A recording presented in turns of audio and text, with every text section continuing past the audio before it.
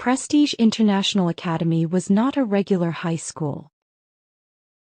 It was located in the hills of West Africa and had a large campus full of modern buildings and even its own private airport. The school was made for children from wealthy backgrounds. There were students of different races, including white students, African students, and others. Instead of buses, their daily transport consisted of private planes, a flight to school in the morning and a return flight home each afternoon. This showed how special and exclusive the school was. Among the students was Mary, a girl whose presence at the elite school was secured not by wealth, but by the strength of her intellect and unwavering diligence, which had earned her a coveted scholarship. She was noticeable not only for her intelligence but also for her rich African heritage. Her father, Mr. James, a skilled architect from West Africa, was a man of great pride. Her mother, Mrs. Grace, of West African descent with a fair complexion, worked as a nurse. Mary drew strength from the love and determination her parents had instilled in her. While others saw the flights as normal, Mary always found them amazing. Every morning she looked out the window, grateful for how far she had come from her poor background. At Prestige International Academy, life was full of activities. The school wasn't just about studying, it had sports tournaments, science fairs, and charity events. The week before, the school held its annual Global Heritage Festival. Each class represented a different country, setting up booths with food, clothing, and art from their chosen cultures. Mary's class had been assigned Japan. She worked hard with her team, learning about Japanese traditions and helping prepare sushi and origami displays. On the day of the festival, the school courtyard transformed into a vibrant marketplace. Students and teachers walked around, tasting different cuisines, watching cultural dances, and enjoying the lively atmosphere. Mary stood proudly at her booth, explaining Japanese tea ceremonies to a group of teachers. "This is not just tea," she said, holding up a small cup. "It's about respect and mindfulness." The next day, the students gathered in the sports complex for the inter-house basketball finals. Mary wasn't on the team, but she cheered for her house, the Falcons, from the sidelines. The match was intense, with both teams giving their all.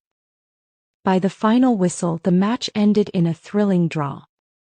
The week before the fateful Monday, the school also organized a tech competition.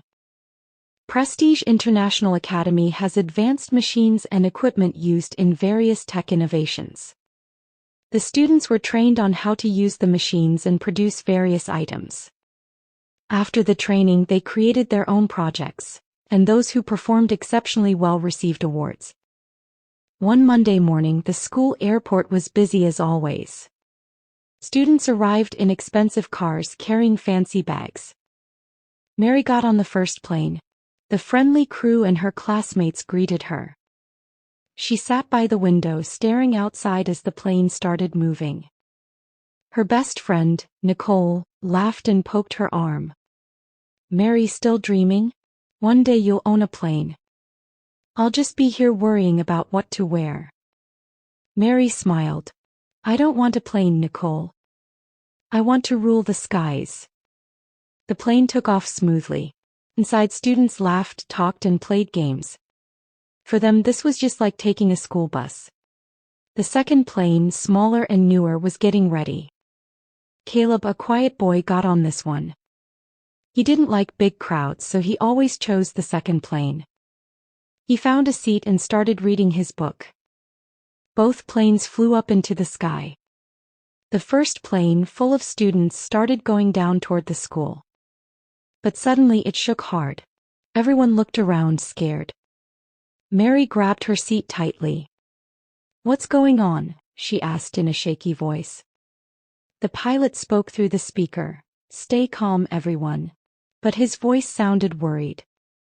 The plane's engine started making strange noises, then stopped. Fear filled the air. Something terrible was happening. The once vibrant and lively atmosphere of the first plane shifted to terror as the engines sputtered and a deafening silence followed. The cabin lights flickered, and the plane tilted sharply to one side, sending books, bags, and drinks tumbling. Mary gripped her seatbelt with trembling hands, her heart pounding like a drum. Around her, students screamed, some clutching their friends, others crying uncontrollably. A flight attendant, barely holding back her fear, tried to reassure them. "Stay seated and keep your seatbelts fastened," she shouted, her voice barely audible over the chaos. Through the window, Mary saw the green hills below coming into view far too quickly. Her thoughts raced. Is this how it ends? She wondered, tears welling in her eyes. She thought of her parents, their pride when she got the scholarship, and all the dreams she hadn't yet fulfilled. The plane jerked violently again, throwing unbuckled passengers against the cabin walls. A chilling sound of tearing metal filled the air as the aircraft began to break apart. "We're going to crash," someone screamed. The pilot's voice came on again, desperate this time. "Brace for impact. Brace for..." His words were swallowed by a thunderous roar as the plane plummeted. Mary squeezed her eyes shut, clutching Nicole's hand tightly. The world seemed to spin around her as the plane slammed into the hillside. When Mary opened her eyes, everything was eerily quiet.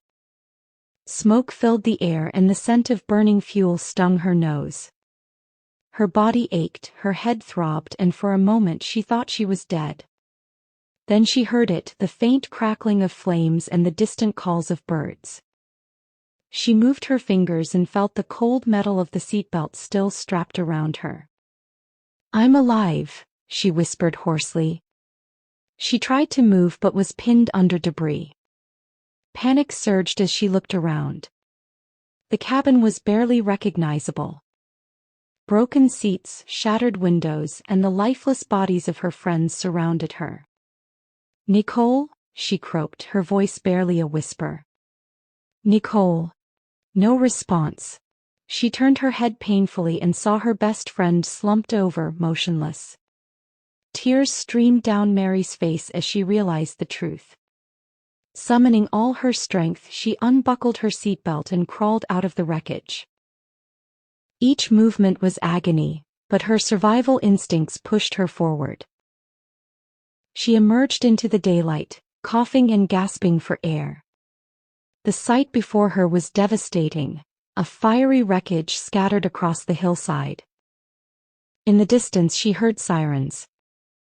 Help was coming, but it was too late for most. Mary collapsed to the ground, staring at the sky. The news of the crash spread rapidly, dominating every television screen, radio broadcast, and social media platform.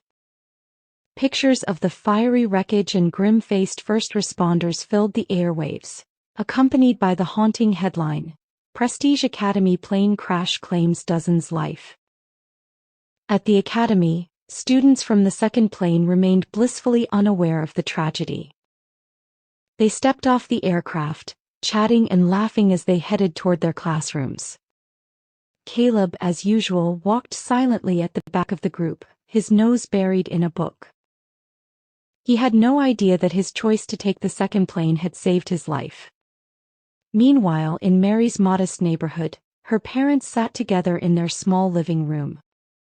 Her father was reading the newspaper, and her mother was talking excitedly about Mary's plans for college. "She's going to do great things," her mother said with pride. Their peaceful morning shattered when the television switched to breaking news. The anchor's grave voice filled the room. "Breaking news. A devastating plane crash involving students from Prestige International Academy. The plane went down earlier this morning. Preliminary reports suggest there may be no survivors." Mary's mother gasped, her coffee cup slipping from her hands and shattering on the floor. Her father froze, the color draining from his face. "No, no, this can't be," her mother stammered, clutching the armrest of her chair. Tears streamed down her cheeks as she reached for her phone with trembling hands. She dialed the school's number, but every attempt was met with a busy signal. "Why won't they answer?" she cried, her voice breaking.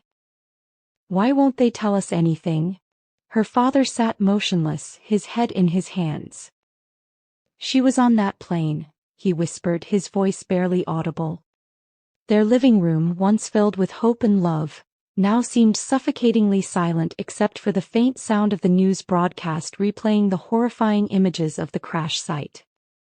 They could do nothing but wait, each passing second a torment. Elsewhere, families across the country experienced similar anguish. For many, the Prestige Academy flights symbolized safety and routine, but now they had become a source of unimaginable grief. Parents, siblings, and loved ones anxiously awaited updates, clinging to the fragile hope that someone might have survived. Back at the crash site, firefighters and medics worked relentlessly, sifting through the wreckage in search of any signs of life. The smell of burning fuel and twisted metal filled the air. Most responders were beginning to lose hope when a voice rang out. "Over here. She's alive." A group of medics rushed toward the sound and found Mary lying on the grass, her body battered but breathing.